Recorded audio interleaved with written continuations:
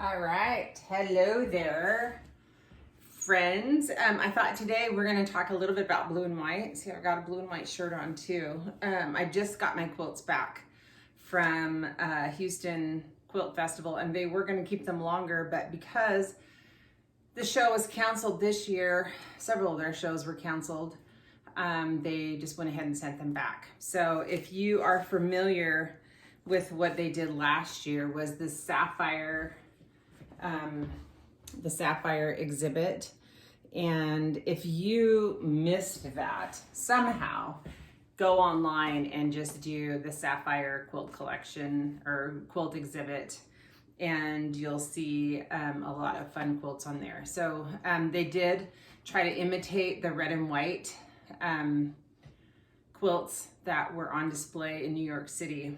And I personally think red and white just kind of goes boom and is like really in your face, where the blue and white is much more subtle. But anyway, so I just took them out of the package, and I just started thinking, because I haven't opened it since it came when I was gone, and I thought, wow, I hope they're actually my quilts in there, which they were. So anyway, I thought it was really nice that they have, first off, they have 3 labels that I can put on my quilts that I had exhibited, and they were all in the Sapphire exhibit because they were the blue and whites. And it was a fun way to enter a quilt without having any pressure to win or whatever place. It was just overall, they just wanted a lot of quilts to make a big impact. And so even though I do humble quilts, it really didn't matter all that much. So anyway, so it's kind of neat that I have labels that I can put on each one of the quilts that says this quilt was exhibited at International Quilt Market and International Quilt Festival in Houston, and it gives the dates on that. Excuse me. So anyway, so that was really nice. I pulled one other quilt that I have fairly handy. I'm just going to talk briefly just about blue and white quilts, and how I think that they're extremely boring to make most of the time because it's just a 2-color or 2-fabric quilt. So that can be kind of boring, like this one right here, but it still makes a good impact. So this one is an antique. And when I think of blue and white, I kind of think right around 1900, 1910, 1920. They were made kind of a wide span of time. So sometimes they're kind of hard to date, and especially if there's solid fabric. I'm going to come in close on this one. This is Robbing Peter to Pay Paul. This one was not in the exhibit. I don't know if they were asking for old quilts or not, but it's a pretty effective quilt. I wanted you to see how it has the tiny little, it's indigo with the white stars, and the quilting is pretty simple, and the border quilting is actually fairly simple as well.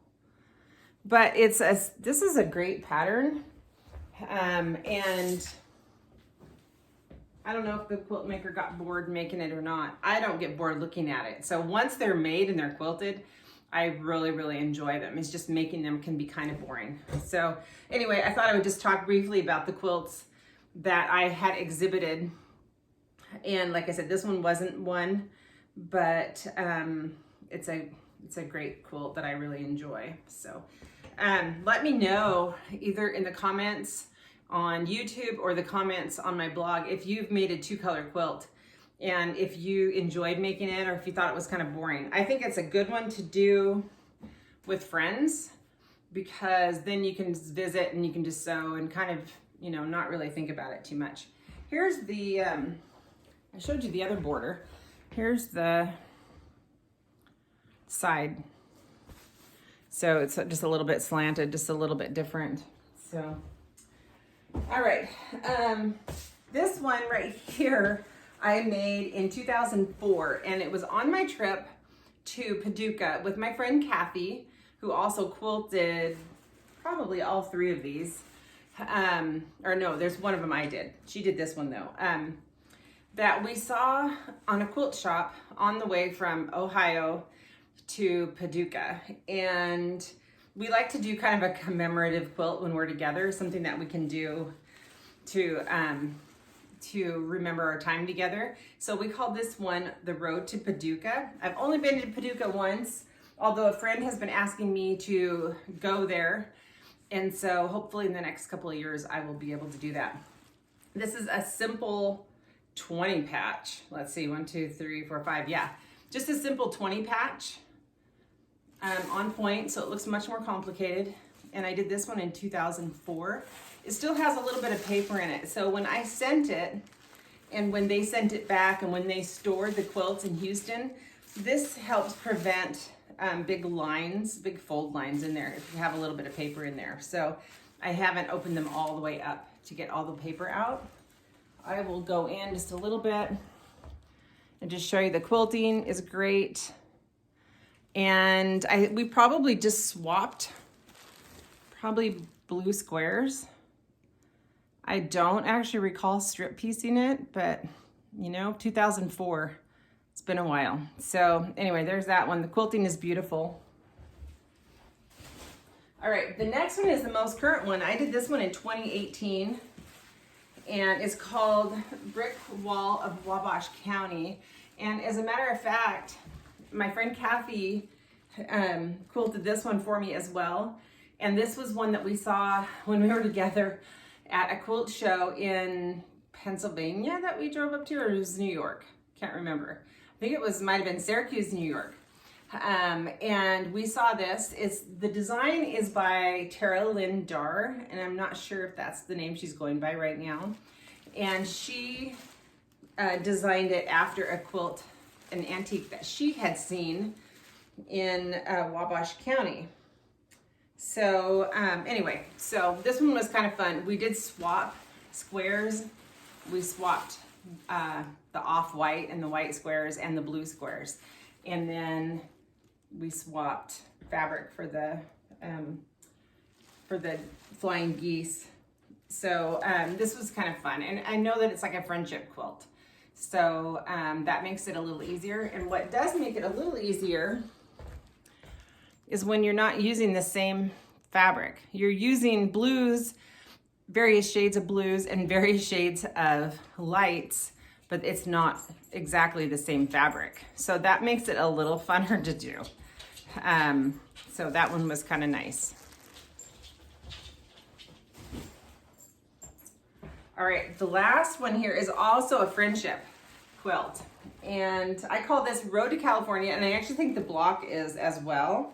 It's like this right here is the block. So it's just half square triangles and 4 patches, which those 2 little blocks together can make a variety of layouts. So that's kind of fun. And I did this one in 2008. I went to California and I met my friend Kathy, the same Kathy, and another Kathy. And we had a little retreat and get together at her house. And we swapped the 4 patches in half square triangles. So we had like a big variety of fabrics. So, so that one was kind of fun too. And it's fun to do it with friends, and you get a big variety of fabrics.